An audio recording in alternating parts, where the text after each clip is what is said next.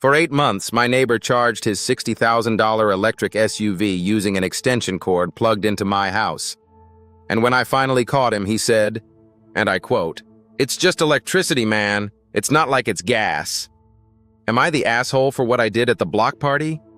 Buckle up. This one has receipts. Literal, laminated receipts. I'm Ray, 38, and I live on a friendly little cul-de-sac. The kind of street where people lend ladders and pretend to like each other's dogs. My neighbor Doug is 45, drives a gleaming electric SUV, and is the sort of guy who talks about his solar panels the way other men talk about their fantasy football team. Which is funny, because Doug's solar panels, as I'd learn, were about as functional as a chocolate teapot. It started with my electric bill. Last November, it jumped about $40. I blamed the holidays. December, up 60. January, up almost 90. Now, I'm an accountant. Auditing things is literally what I do. And my own house was failing an audit. I unplugged the garage freezer. Bill stayed high. I replaced the water heater elements. Bill stayed high. I called the utility company, who sent a very patient man named Gerald to check my meter for defects. Gerald found nothing wrong with the meter.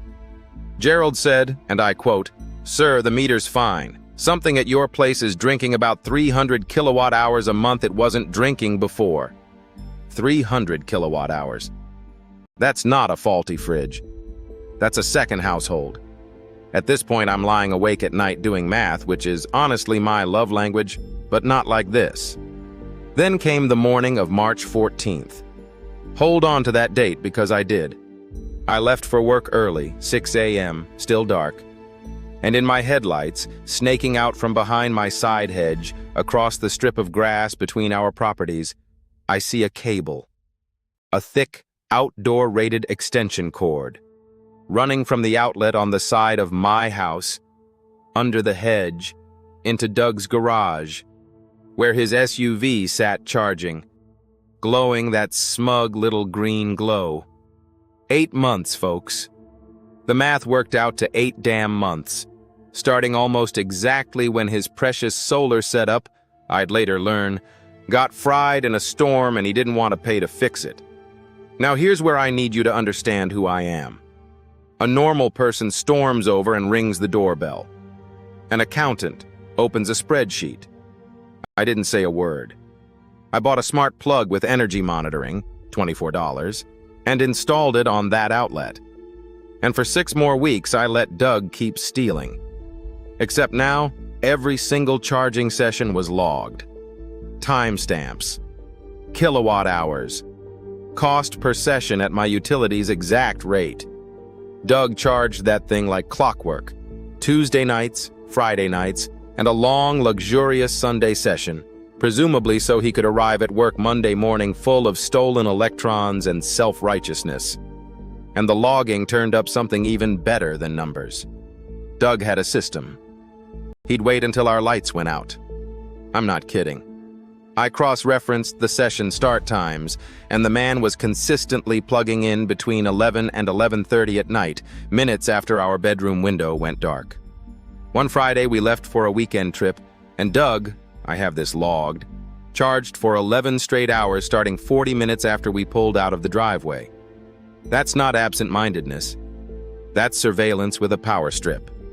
He was watching my house so he could rob it politely. Total damage, including my back-calculated 8 months, $641.12. I know the 12 cents matters to nobody but me, but the 12 cents stays in the story. Oh, and the solar panels? My wife got the full story from Doug's wife at book club months later. The storm fried his inverter last fall. Repair quote, $1,200. Doug, a man with a heated garage and a boat, decided that was outrageous, and told his wife he'd found a workaround for charging in the meantime. A workaround. Ladies and gentlemen, I was the workaround. Now, before anyone says, call the police, I looked into it. What Doug was doing has a legal name, theft of utilities. It's an actual misdemeanor in my state. I sat at my kitchen table one night with the statute open in one tab and Doug's charging log open in the other, and I had a real decision to make.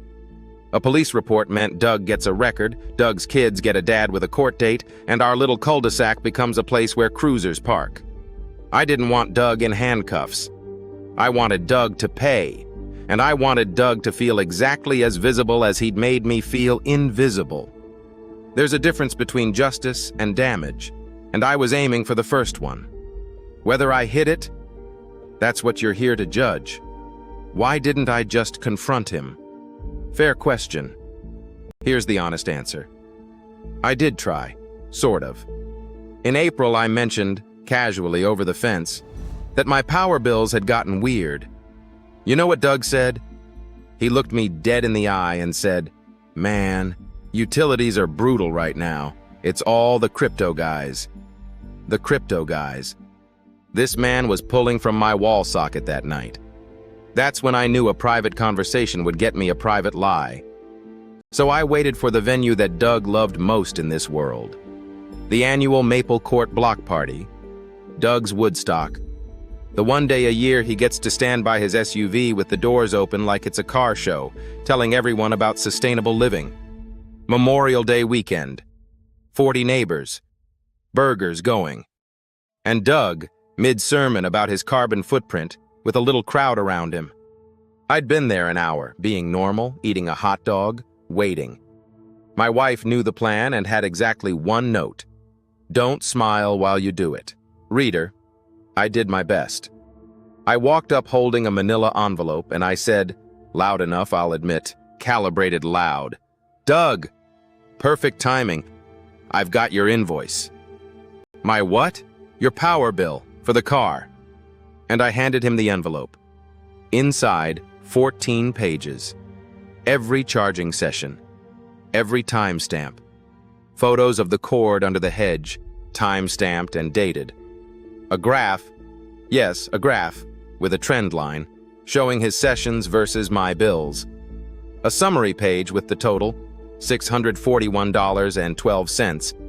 And at the bottom, in bold, payment due within 30 days. Late fee. The rest of this conversation gets a homeowners meeting. The silence on that lawn. You could hear the burgers. Doug laughed, that awful cornered laugh, and tried, "This is a misunderstanding, we had an arrangement." And the crowd, bless them, did that slow group head turn from Doug to me, back to Doug. Somebody's kid said, "What's an arrangement?" And that's when my other neighbor, sweet 70-year-old Miss Patty, said the funniest thing I've ever heard a septuagenarian say. "Doug, if you had an arrangement, why'd the cord run under a hedge?" Doug opened his mouth. Doug closed his mouth. Doug looked at the 14 pages, and I watched him land on the graph. The graph got him. And he said the quiet part loud. "You've been tracking this for 6 weeks?" Which, Doug, is a confession with extra steps, and 40 people heard it. Doug went home, early, left his own car show. And here's a detail I didn't plan but will treasure forever. He left the SUV parked out front with all 4 doors still open, like an abandoned exhibit. Somebody's kid closed them around sunset. Gently, like lowering a flag.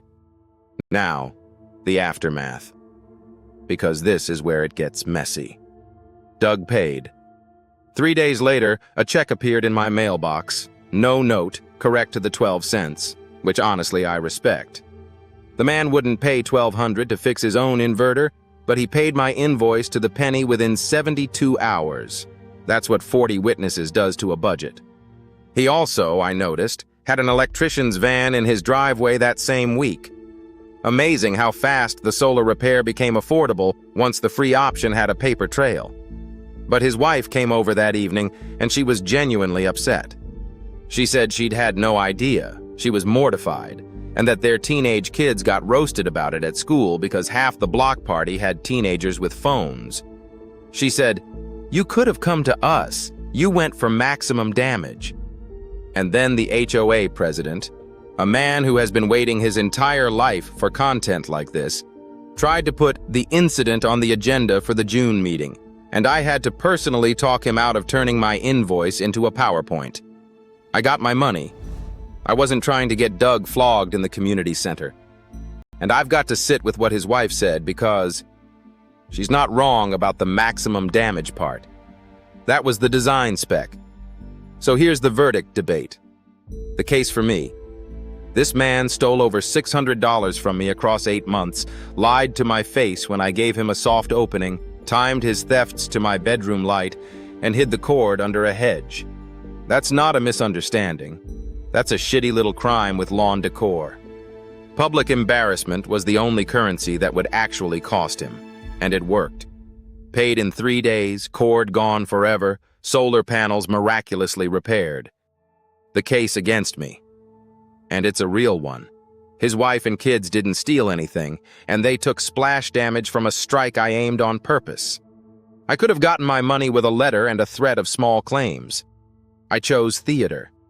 The money was the excuse. The humiliation was the product. And 6 weeks of letting him steal so my file would be thicker? A lawyer would call that mitigation failure. I call it thoroughness. My wife calls it the most you thing you've ever done. And she did not entirely mean it as a compliment. Where do I land?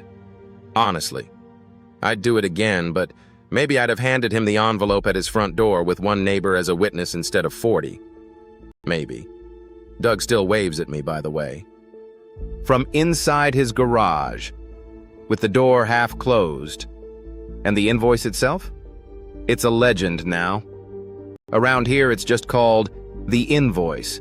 Capital T, capital I. Miss Patty asked for a copy for her records, which, Miss Patty, you were not a party to this transaction, but here you go.